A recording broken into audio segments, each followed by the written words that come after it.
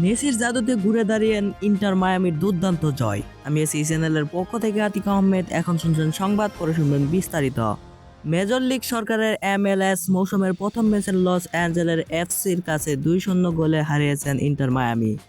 আজ সোমবার সকালে অ্যান্ড্রেল সিটির বিপক্ষে 24 মিনিটের মধ্যে 2-0 গোলে পিছিয়ে পড়েছিল লিওনেল মেসির দল। স্কটল্যান্ডে শেষ হয়েছে মেসির বাতরণ, অর্থাৎ নতুন মৌসুমের প্রথম 135 মিনিটে 5-0 গোলে পিছিয়ে ছিল মায়ামি। বিরতিতে যাওয়ার সময় মেসি ও তার সতীর্থদের চোখে মুখ হতাশা অত্যাচার ছাপ ছিল স্পষ্ট, কিন্তু পরের 45 মিনিটে ঘটল দুর্দান্ত পদমল। মেসির নেতৃত্বে বিপক্ষে উপর দাপট দেখিয়ে মায়ামি করে নেয় মোট 4 গোল, দুটি মেসিরই।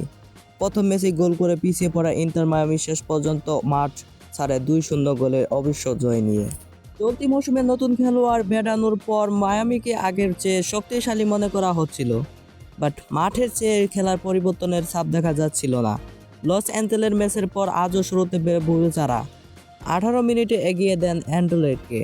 24 মিনিটে মার্টিন ওয়ারেস বারদান দ্বিগুণ করলে বিপদ আরও বাড়ে মায়ামির।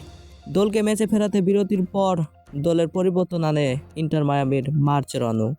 লেফট ব্যাক নোয়া আয়নার জায়গার নামান আক্রমণের খেলোয়াড়ে মারতেও সিলভেরিতেতি। এই সিদ্ধান্ত বদলে যাওয়ার ম্যাচ ডিস্টার্ব। 49 মিনিটে বক্সের বাইরে থেকে 20 বছর বয়সী আর্জেন্টাইন তরুণ সিলভেস্ট্রির অসাধারণ একটি শটে ব্যবধানে কমায় মায়ামি।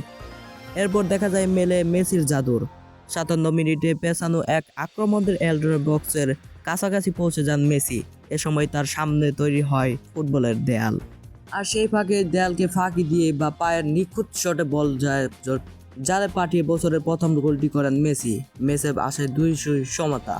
এরপর ইন্টার মায়ামির যেন আরও ধারালো হয়ে ওঠে। 85 মিনিটে মেসির সহায়তা বল পেয়ে গোল করেন তালিস্কো সেগোভিয়া। এরপর 90 মিনিটে আবারও মেসির জাদু।